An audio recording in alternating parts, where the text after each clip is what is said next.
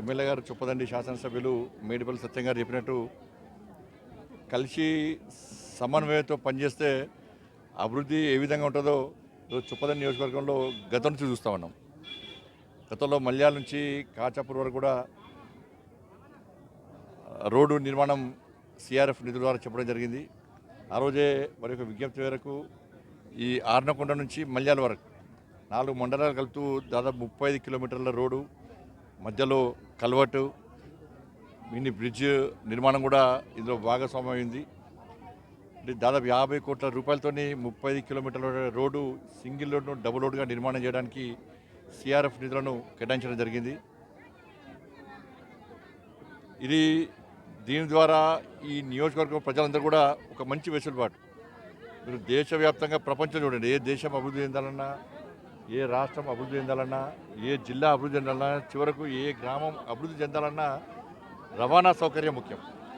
ఆ రవాణా సౌకర్యం ఉంటేనే ఇవాళ అభివృద్ధి అనేది ముందుకు సాగుతున్న విషయం వాస్తవం. దాన్ని దృష్టిలో ఉంచుకొనే నేను పార్లమెంట్ సభ్యునిగా గెలిచిన తర్వాత ఈ నియోజకవర్గానికి ఇప్పటివరకు 20,000 కోట్ల రూపాయల నిధులను తీసుకోవడం జరిగింది.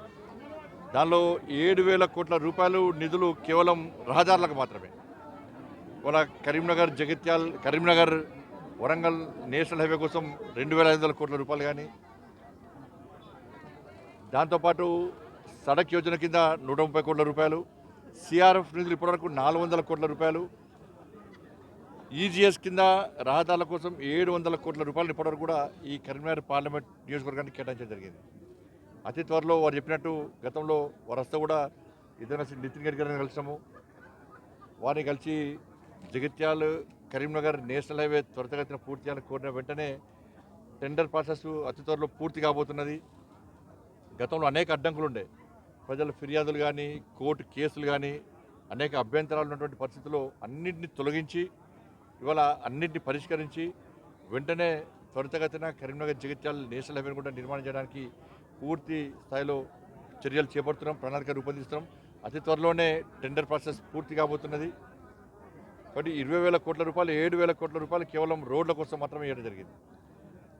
ఇవాళ ఆ సిఆర్ఎఫ్ నిధుల ద్వారానే ఇలా 50 కోట్ల రూపాయలతో ఇలా ఆడకుండా 4 ఇది ఎప్పుడు ఎవరు ఊహించలే, ఇది జరుగుతాను కూడా ఎవరు అనుకోలే. అటువంటి అనుకోని సాధ్యం కానీ పనిని సుసాధ్యం చేసినటువంటి విషయాన్ని ఇలా నియోజకవర్గ ప్రజలు గుర్తించాలి. కాబట్టి సిఆర్ఎఫ్ నిధులు తెలంగాణ రాష్ట్రానికి 800 కోట్ల రూపాయలు వస్తే వాళ్ళ కరీంనగర్ పార్లమెంటు నియోజకవర్గానికి 300 కోట్లు తీసుకొస్తాం. మళ్ళా తర్వాత 700 కోట్ల రూపాయలు వస్తే కరీంనగర్ నియోజకవర్గానికి 219 కోట్ల రూపాయలు తీసుకొస్తాం. వాళ్ళ గన్నేరువరం నుంచి ఎలిగంతల వరకు 79 కోట్ల రూపాయల నిధులు కూడా ఇలా మధ్యలో డ్యామ్ మధ్యలో బ్రిడ్జ్ కూడా నిర్మాణం చేపట్టబోతున్నాం. కాబట్టి కేంద్ర రాష్ట్ర ప్రభుత్వాల యొక్క సహకారంతో, సమన్వయంతో ఇవాళ అభివృద్ధి చేసే ప్రయత్నం చేస్తున్నాం. గతంలో చెప్పినాం, ఇప్పుడు చెప్తున్నాం. చాలామంది చాలా రకాల విమర్శలు చేస్తూ ఉంటారు. ఎన్నికల వరకు మాత్రమే రాజకీయాలు, ఎన్నికల తర్వాత అందరం కలిసిమెలిసి ఆయా నియోజకవర్గానికి అభివృద్ధి చేస్తే ప్రజలు తిరిగి హర్షిస్తున్న విషయాన్ని మనం గుర్తుంచుకోవాల్సిన అవసరం ఉంది. కాబట్టి అందరం కలిసి రాజకీయాలకు అతీతంగా ఈ అభివృద్ధి కార్యక్రమం ముందు తీసుకుపోతున్నాం. రాబోయే రోజుల్లో కూడా ఇంకా ఈ నియోజకవర్గానికి ఇంకా ఎక్కువ నిధులు తీసుకొచ్చే ప్రయత్నం చేస్తాం. అందరం కలిసిమెలిసి ముందు పోయే ప్రయత్నం చేస్తాం.